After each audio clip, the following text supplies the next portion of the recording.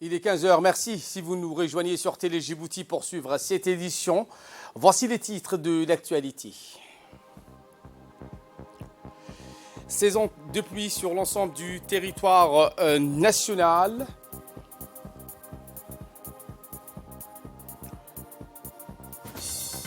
Et dans l'actualité internationale au Mali, les rotations des contingents de la mission de l'ONU vont reprendre. Voilà pour les sommaires. Merci si vous nous rejoignez sur Télé Djibouti. Suite aux fortes pluies qui se sont abattues hier soir sur la capitale, et la plupart des quartiers ont subi des dégâts causés par les rafales de vent de la pluie. Les quartiers tels que Nguela, quartier 4, quartier 6 et bien d'autres de la commune de Boulao ont été fortement touchés par ces pluies d'hier soir. Les routes étaient remplies d'eau et la population avait du mal à commencer donc la routine matinale. Notons que plusieurs semaines auparavant, la ville de Djibouti connaissait un climat gris, dominé par un temps pluvieux. La nuit dernière, la température habituelle de chaleur a été réduite à 26 degrés. Tous les services concernés étaient sur place pour vider les eaux usées et aider à contrôler la situation. Eh bien, la police nationale n'est pas en reste. Elle était au service de la population après les pluies torrentielles qui sont abattues hier soir sur la capitale. Sous l'instruction du colonel de la police nationale, les éléments de la police ont été mobilisés pour venir en aide aux nombreux piétons piégés par les eaux. Les routes étant fortement touchées par les pluies, les bus de transport n'ont pas pu fonctionner, laissant les populations sans moyens de rentrer chez eux. Bien, tous les moyens nécessaires et humains de la police ont été mobilisés tout au long de la soirée. Les véhicules de la police nationale ont donc aidé la population jusqu'à tard dans la nuit à rentrer chez eux sains et saufs. Les transports ont été effectués du centre-ville jusqu'au 4e arrondissement dans la commune de Balbala. Il est à noter que ce n'est pas la première fois que la police nationale fait ce genre d'activité. La police nationale est toujours donc prête à aider la population en cas d'urgence. La population à cet effet a tenu donc à remercier le haut commandement de la police nationale pour l'action effectuée.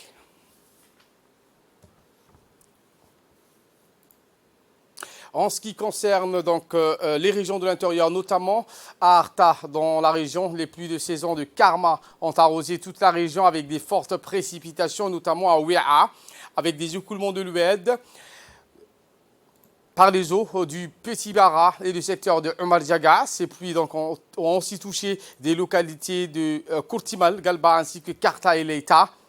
Ce pluie une aubaine pour les familles qui seront soulagées jusqu'à présent. Ces populations qui faisaient face donc, à une sécheresse récurrente. Les eaux de l'ouest de Ouéa ont alimenté le barrage de l'amitié construit par la coopération turque.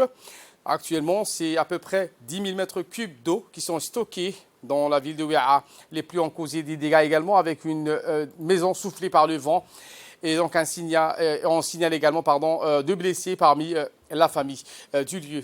Le préfet de la région d'Arta, Mohamed Cheikh Hassan, a organisé donc les premiers secours pour venir en aide aux victimes et conseiller à la population de rester vigilante face au risque de nouvelles précipitations.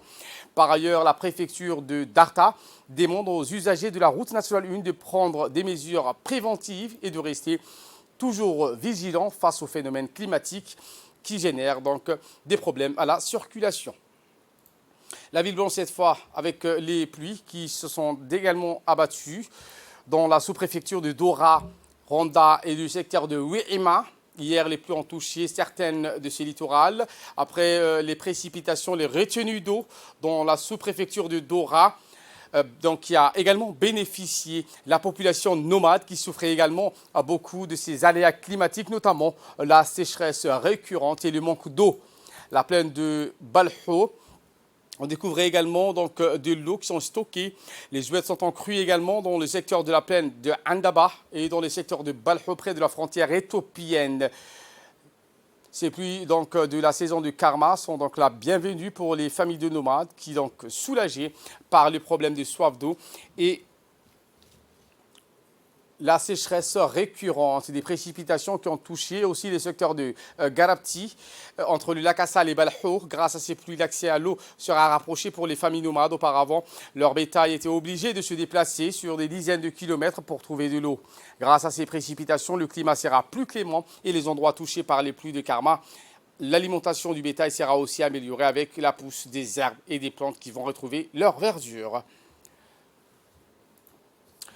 En ce qui concerne donc à Ali Sabié, cette fois, non, nous reviendrons donc avec cette information sur la Ville Blanche également, sur le jeu traditionnel. Les compétitions ont rassemblé plusieurs jeunes joueurs des deux villages, à savoir Dafainaitou et Gaura, et a vu donc qui a connu cette manifestation. Les organisateurs ont promis de remplir pour une deuxième édition l'année prochaine au programme de l'athlétisme, la lutte traditionnelle, le COSO également, plusieurs responsables du secrétaire d'État chargé, notamment le directeur de région Youssef Abdallah, la directrice régionale Mme Madina Al-Dimbio, le coordinateur et le directeur adjoint, ainsi que plusieurs autres personnalités de la localité. En mettant sur pied cette manifestation, nous voulons redynamiser les villages concernés ainsi que leurs habitants. Il ne faut pas oublier que ces localités ont des loisirs et en faisant ainsi, nous espérons apporter un nouveau en permettant les échanges entre les jeunes de la localité afin que ces derniers puissent s'épanouir et promouvoir le partage entre les différentes générations. C'est ce qu'a commenté Youssouf Ali, l'un des responsables de l'association. Après les compétitions, les vainqueurs et vaincus ont été récompensés de la main des officiels. Il faut noter également qu'à travers ces activités, les responsables espèrent aussi offrir aux jeunes une plateforme où ils pourront exprimer librement leurs talents et surtout promouvoir le jeu de sport traditionnel. Déjà, ceux qui sont participés massivement ici, la population, la jeunesse, il y a plusieurs activités, à savoir le sport, football, l'endurance aussi, et aussi la vitesse, comme le jeu traditionnel Gabakoso, et ainsi qui est de Bouddha, tous les jeux traditionnels avoir été organisés ce matin avec en plein d'ambiance ici à Dafainaitou. Nous remercions la sous-direction de la région des sports, de la secrétaire des sports ici, avec toute l'équipe Medina et aussi tous les partenaires. Nous remercions aussi au préfet de la région, au conseil régional de Tajoura, aussi toute la population de la région de Dafainaitou qui sont participés massivement, les jeunes, les moins jeunes, les vieux. Ali Sabié, cette fois avec la deuxième étape des tournois intra-région des Jeux des sociétés traditionnelles. Ali Sabié, l'équipe du ministère de la Jeunesse et de la Culture dirigée par le commandant Idriss Moussa Ahmad s'est déplacée à Daasbio et Hol dans la région d'Ali Sabié. C'était dans la journée du jeudi. Eh bien, c'est toujours dans le cadre de la sauvegarde et de la transmission des jeux de société à la nouvelle génération que le ministère de la Jeunesse et de la Culture a organisé ces compétitions de jeux de société traditionnelle des intra-régions. Nous reviendrons en image sur cette information. Le maire de la ville de Djibouti s'est rendu ce matin à la maternité de l'hôpital Dar al-Hannan pour faire un cadeau de surprise à une jeune maman qui a donné naissance à 3 garçons. Un geste salutaire qui traduit la grandeur de l'âme, la sympathie et la noblesse que caractérise ce grand monsieur, connu surtout pour sa générosité envers ses compatriotes et l'amour inconditionnel pour sa patrie. Rappelons que cette action s'inscrit dans le cadre de programme de la mairie axé sur la promotion et la valorisation des actions patriotiques, mais aussi humanitaires pour un Djibouti plus solidaire. En grand patriote, le maire s'est présenté à cette belle et heureuse maman de beaux enfants avec des cadeaux à la main pour chacun de ses garçons. C'est une fierté pour notre pays d'avoir des hôpitaux capables de prendre en charge nos malades, surtout la maternité au standard international, avec des équipements sophistiqués pour réussir leurs opérations d'accouchement, a-t-il indiqué au micro de la radio-télévision de Djibouti. Il a également rappelé que la mairie ne se contentera pas uniquement à ce geste, mais compte aussi faire du père de ses enfants son employé. Participer à cet événement, outre le maire de la ville, la directrice de l'hôpital Dar al-Hannan ainsi que le docteur Wabari.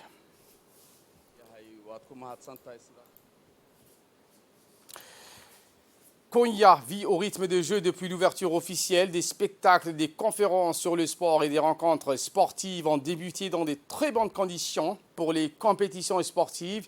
Les pongistes djiboutiens ont joué leur premier match double et simple homme face à des grandes nations de tennis de table dans leur boule, le Maldives et l'Ouganda et le pays hôte qui est la Turquie. Nos jeunes se sont inclinés face à la formation Maldives sur 3-0, 3-2 face à l'Ouganda, 3-0 face à la Turquie. Nos jeunes pongistes ont fait une très bonne prestation du côté de la compétition de natation. Des jeunes nageurs ont fait leur entrée en lice aujourd'hui avec 3 athlètes, Daouda Ali Haroun sur la nage braz, Humad Hussein Barkhat sur la nage papillon, Naïma Zahra et sur la nage braz 50 mètres, Mademoiselle Hibo.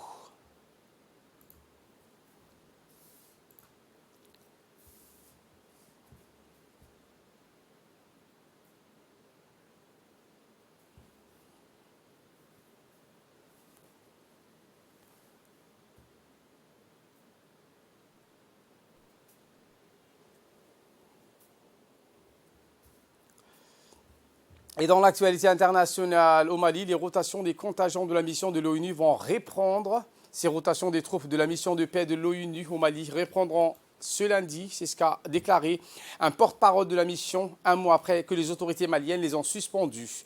Les autorités maliennes avaient déclaré que les rotations reprendraient après des discussions avec les représentants de la mission connue sous le nom du MINUSMA sur la manière de coordonner les déploiements de troupes. Voilà pour l'essentiel de ce 15h. Merci à vous de nous avoir suivis et très bon suivi des programmes sur Télé Djibouti.